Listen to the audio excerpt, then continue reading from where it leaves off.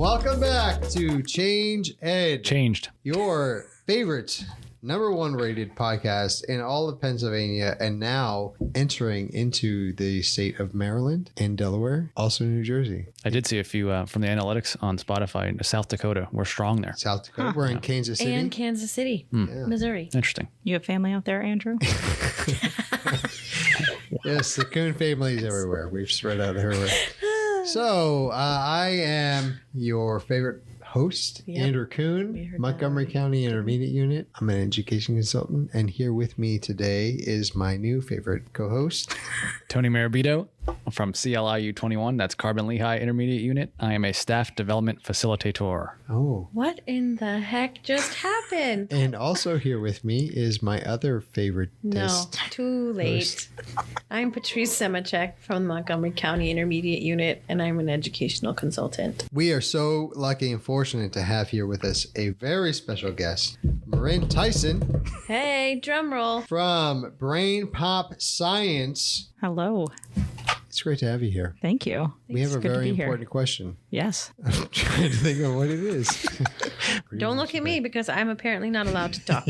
Oh my God. Tony, why don't you ask a question? So I have to ask about Moby. Yes. Everybody knows BrainPop Yep. from Moby. So what is the difference between BrainPop and BrainPop Science? That's a great question. We get it asked all the time. My job this year and last year was actually making sure people knew that BrainPop Science existed. The science in BrainPop, just like all the other topic areas, really focuses on building background knowledge and having students work through activities that will help like deepen and extend that knowledge. BrainPop Science is designed to be a middle school specific, like intuitive interactive process where they're working with a guiding question that then drives them through phenomena. They're going to take observations. They're going to turn them into evidence. They will work with data manipulation, 3D worlds, simulations, all while going through that process to answer that guiding question in the form of a CER. I wasn't a teacher, which is an odd thing for people at BrainPop. I wasn't a teacher, but I was a tutor and I am a mom. So like my favorite thing about BrainPop as a whole is the ability to differentiate. But BrainPop Science really makes science, which was not my favorite topic growing up, an interesting thing. It like puts it in the hands of students in a way that like makes them understand. So if they're talking about why are there stripes on the walls of the Grand Canyon? Well, if you're from Northeast PA, you've been in a coal mine so many times, but you've never gone to the Grand Canyon. Mm-hmm.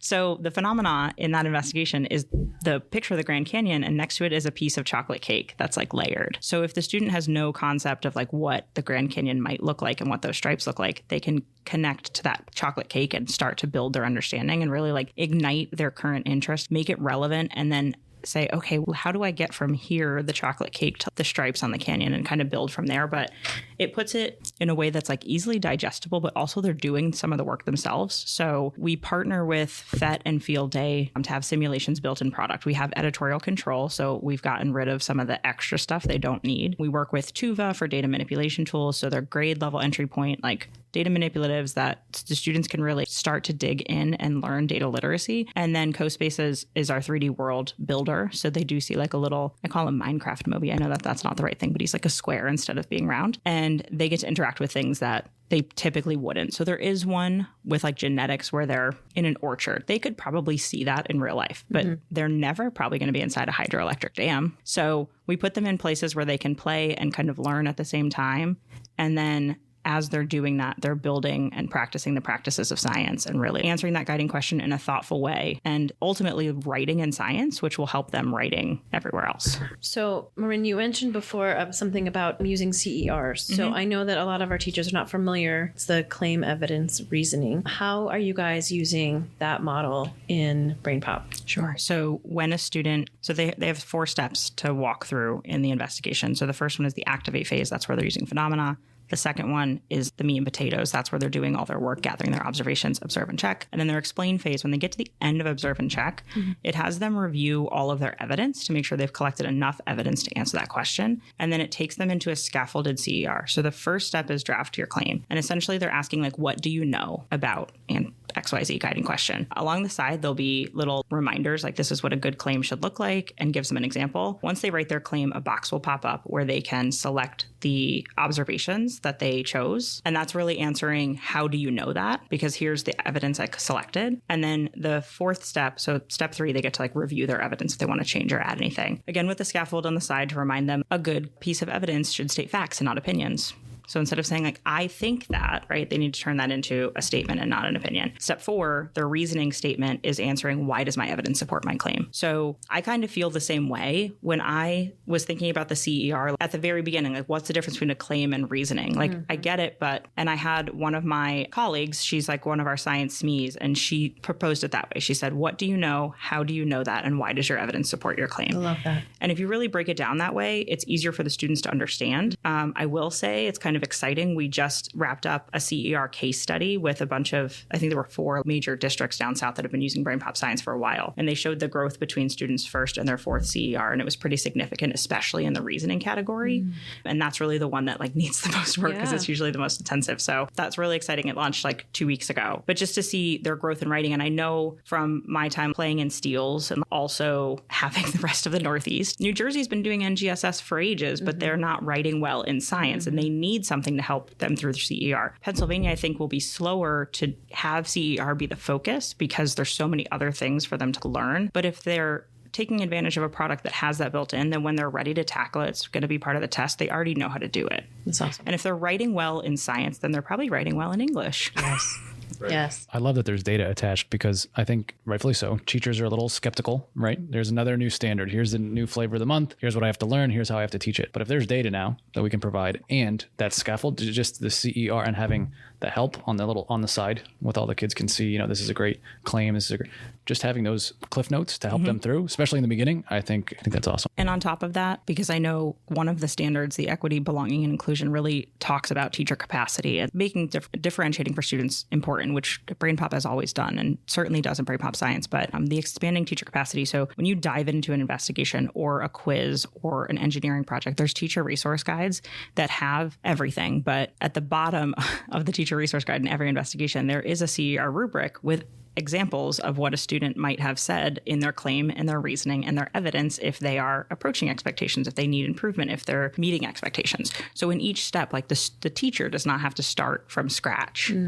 So for 110 investigations, we have this content built out for teachers. So whether it's a 6th grade teacher in a K-6 who doesn't have time for science as is, and now we're asking them to teach something different than they've ever done, here's the resource. It's there. I love that our science product is built by people who used to be science teachers because they're very like methodical and thoughtful about what they're providing to the teachers. Our quizzes have a rationale guide, which shows not only what the right answer is, but why it's the right answer and why it's the wrong answer if it's the wrong answer. And same thing, how to differentiate on XYZ activity. If you have a student who needs more support or needs a challenge, it's really meant to be, we're not a core, we're a supplement, but it's really meant to be usable for teachers, for students, and help them kind of walk through the changes that they're about to undertake without it being something that they have to reinvent the wheel. So, Marin, as we've been talking about BrainPop Science, what are some of the exciting upcoming releases or launches, things that are going to be coming out that we can expect specifically from BrainPop Science? Sure. So I want to go backwards. I know this technically already exists, but